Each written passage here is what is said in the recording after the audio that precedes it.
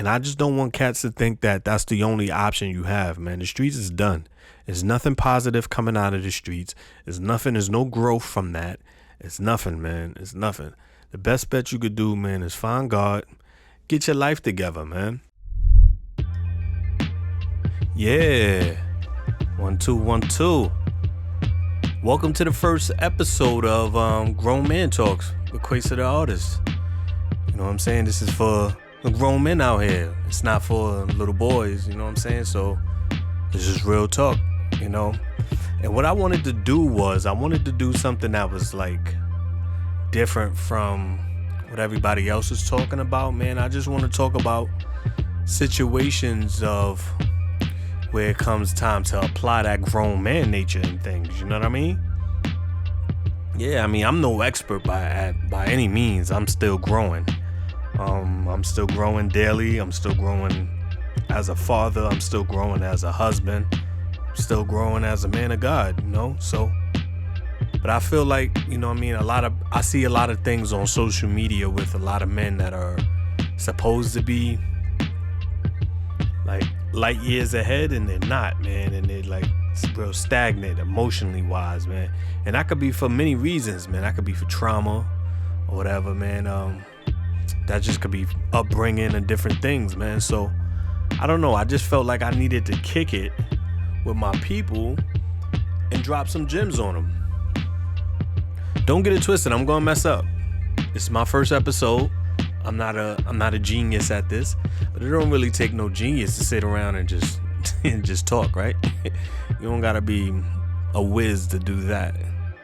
Yeah. So who am I?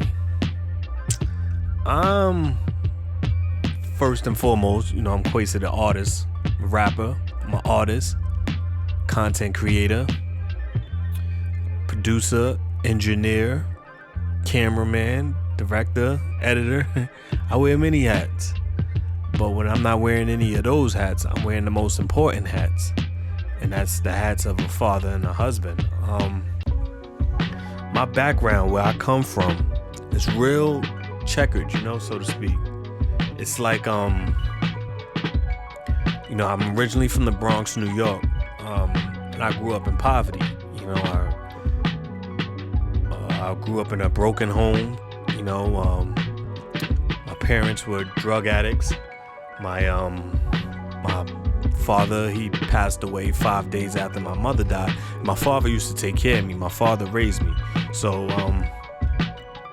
I saw him sacrifice a lot to make sure that I had, or that I was able to do certain things, man.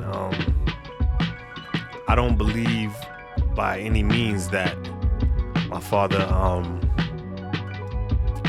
felt as if he couldn't, you know, do something different other than doing drugs. I don't know. I just feel like he came up in an era where heroin was the drug of choice, where people used heroin. That was his era. So, you know, I felt like he never really had a chance. Back then, they didn't really have a lot of chances for black men. But he was what you call a functioning addict, right? My father, he was a functioning addict. He went to work. He got up and went to work every day. He had a job with the state. Got up and did his thing every day at the office. You know, a lot of times he took me with him. A lot of times he didn't. I had to learn things on my own a lot. You know, one thing I remember is that my father wasn't really a praying man, a man of faith, a man of God. We didn't go to church on Sundays. We didn't do none of that. To be honest, I don't know if he ever prayed or talked to God, because I never saw it with my eyes. You feel me? Something I never saw. So I don't know if that's something that he might have did in his alone time or something he believed in. We never had that conversation. So being quite honest, I don't know where he stood with the Lord. So my seed in me was planted from my mother. My mother, she gave me a gift. The only gift I ever remember her giving me was one of those green Bibles, and she gave me that one time, and it was real important. It stood out to me because they got in a huge fight over it, because she put her last name in it instead of mine, instead of my father's, and they got in a big fight. over that. So I remember that. You know what I mean? So my pops dies. My mom's died. My mom's died on my pop's birthday. My pops died 5 days later. So I was left to bounce around from different family member houses and different places, institutions, jail, group homes. You know what I mean? Which ultimately led me to being in prison. So I go to prison, and I started in the group homes. First, the group homes was just training grounds for jail, right? Like DMX said, group homes and institutions prepared him for jail.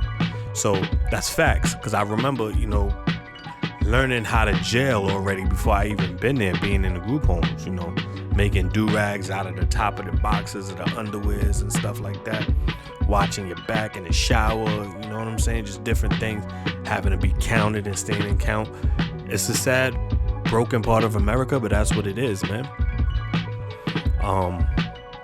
So out of all of that, I chose to make decisions based off of what I thought I had to do as a man to survive. And that wasn't all facts. Like, nobody ever told me I could do other things than what I was doing. I only looked up to the drug dealers. I looked up to the hustlers when I was a kid. I gravitated to those type of crowds. I had positive role models in my family that went to college, that college graduates at this time, but I didn't look up to them. That's not something that I aspired to do. That didn't look cool to me. You know what I mean? The hustlers that I knew, from the neighborhood or older family members and relatives that were hustlers, that's what I looked up to. That's what I wanted to be, so that's what I pursued. Now, stupid me, I'm such an impressionable kid that I didn't even think that there was other things I could do with myself. Like, I could get a degree, I could learn how to get a trade, I could learn, I could go into the military or do anything other, but I wanted to run the streets. And in my mind, I kept telling myself, I ain't got no other option. This is what I gotta do. I gotta run the streets. But little did I know, I didn't have to run the streets. That's just a choice that I made for myself. I chose to make that decision to run the streets, and it ultimately cost me not just time, but years. It cost me years. It cost me years out of my life. And that's something that I always regret doing. I always regret doing it. I wish I could have did something different with myself. I wish I could have made better decisions. So that's what the purpose of this podcast is to give young brothers an idea of different things that they can do with themselves, man, other than what you think you only have to do, which is not true. I came from New York City out to Pennsylvania to hustle, you know what I'm saying, to sell crack and to put in some work. I was, somebody wanted me to, to kill somebody, and I was going to do it for money because I was young and I was stupid, and I thought that was the way to go to do that. But it ended up not happening that way. It didn't go down that way at all. I got a couple dollars. I felt like I was up. I felt like I was somebody, special. I felt like I was the man, you know what I'm saying? I was hard-headed. Somebody told me when I was younger that I don't realize poop stinks until it's all smushed up in my face. I ain't gonna realize it stinks until then. And that's the fact, because, I had, God would try to send different people to warn me not to do certain things, and I would still do it anyway. And then I would wind up in a situation like, oh man, how'd I get here? I wish I could, do something different. I wish I wasn't in this type of predicament, but it'd be too late. And then playing the tape back, I'd be looking like, oh man, I had other options. There was other things I could have done, but I chose to do what I wanted to do. And that ultimately cost me a lot. But every L ain't always a loss. You know what I'm saying? Most of the times, a lot of L's are going to be lessons. And that's how I like to look at it I like to look at it like it was a bunch of lessons, man.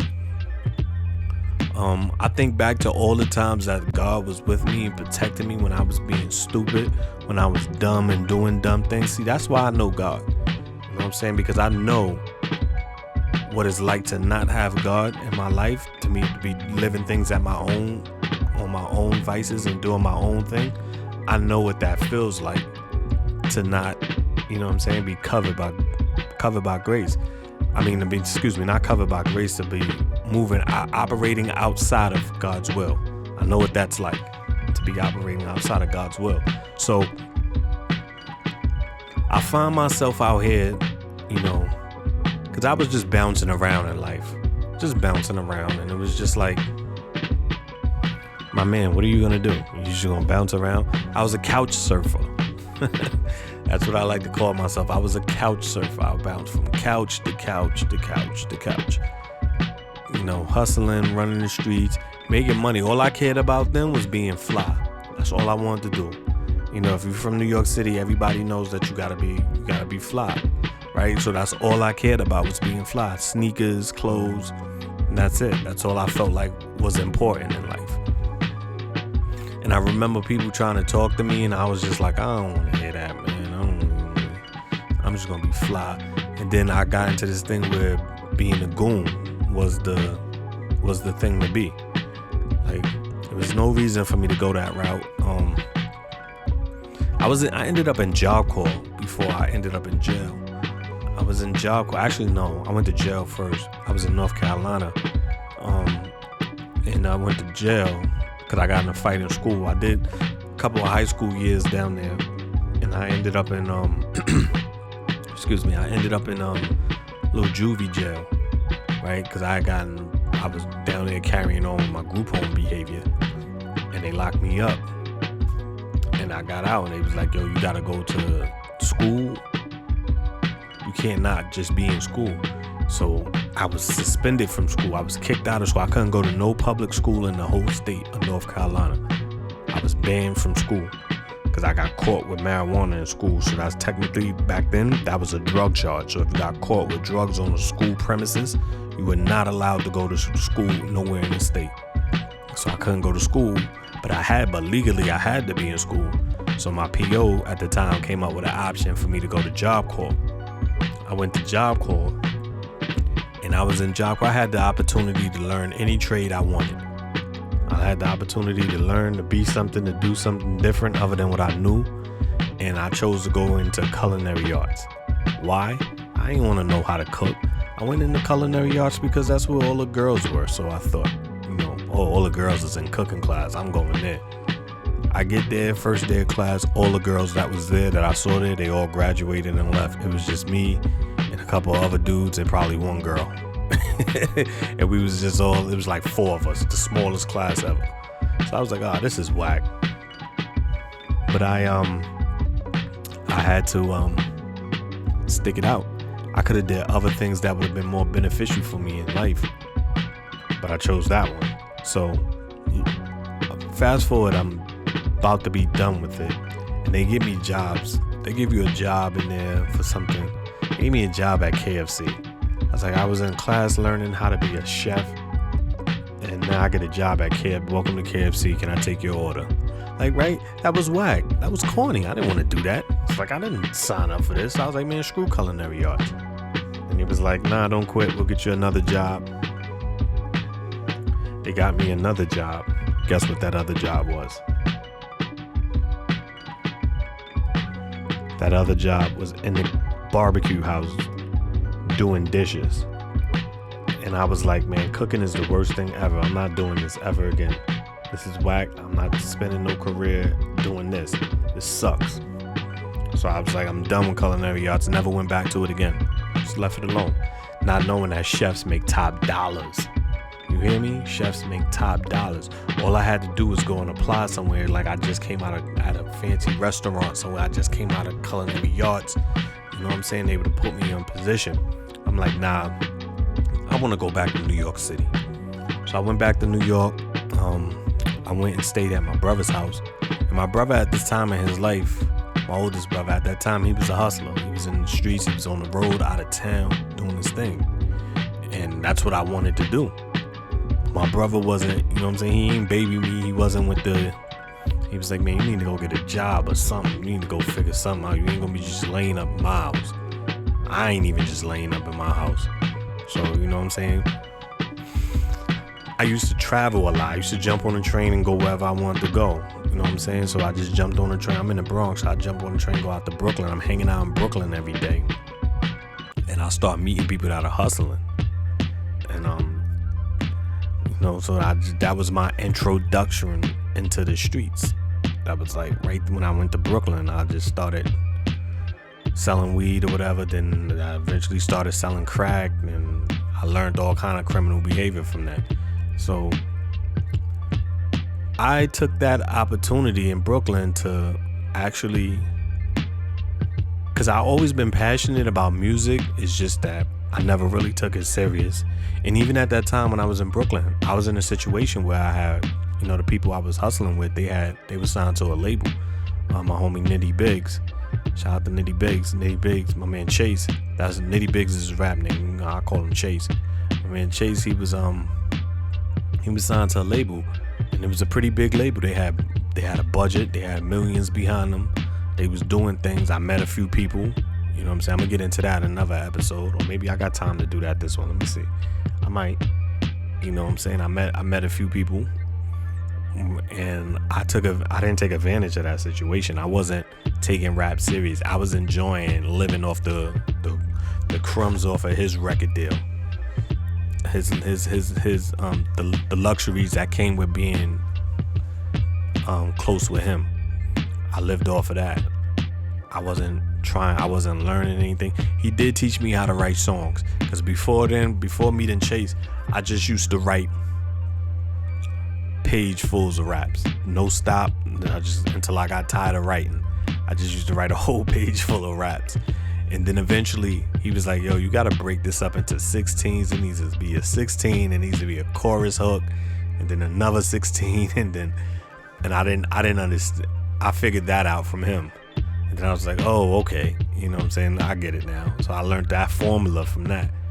But he also showed me about going out of town, hustling, going OT, and how to bag up work, going uptown to Broadway, how to cop off of Broadway and re-up.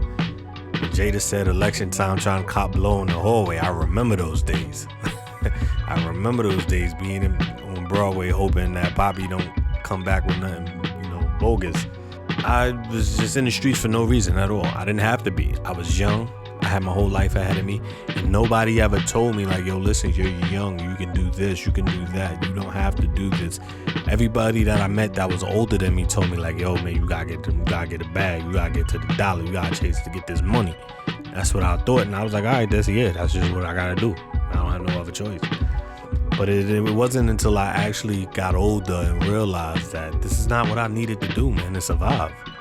There was so many other options there for me. But I have ruined myself by doing that. I robbed So I ended up catching felonies and stuff like that. Now that I'm a convicted felon, I can't do certain things. Certain things I can't do. I can't go do this. I can't go do that. I can't apply here. I can't apply there, because I did that to myself, thinking that that's what I was required to do, thinking that's all I had to do. But I eventually,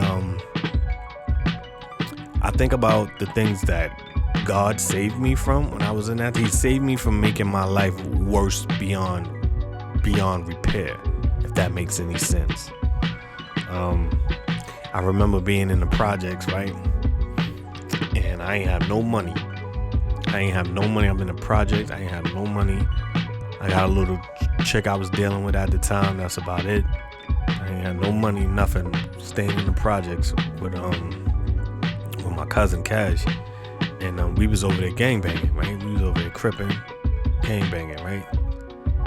Only thing I had was a sawed-off shotgun. So I said to myself, you know what I mean? I ain't got no money, but I got this shotgun. I'm gonna go outside and jam something. I was like, yep, I'm gonna go outside and I'm gonna stick something up, because, that's what I gotta do. Instead of going to get a job, but that's what I gotta do, right? So I went outside to try to stick something. And the block that our building was on, it was like a little alley cut block. It was like a little cut block over there. So I go over there to the cut block. It was by the hospital, Lincoln Hospital, the same hospital I was born in the Bronx. Lincoln Hospital, called it Stinking Lincoln. I said, yeah, I'm gonna jam something right over here, coming right here. Somebody coming out the hospital or going to see somebody in the hospital, I'm gonna catch them right here. It was snow outside. So I noticed a car turned up the block and it turned his lights off. And I thought that was pretty odd, but when it turned his lights off, from the lights of the hospital, the busy street where the hospital is, I could see everybody that was in their car. So I'm like, either these are people and I could count 3 bodies, 2 in the front, 1 in the back. So I was like, either it's 3 people in here looking to do the same thing I'm looking to do, or that's the police. So I was like, they was driving real slow up the block. So I was like, let me get out of here. I ain't trying to get in a shootout. I'm not trying to have a shootout out here.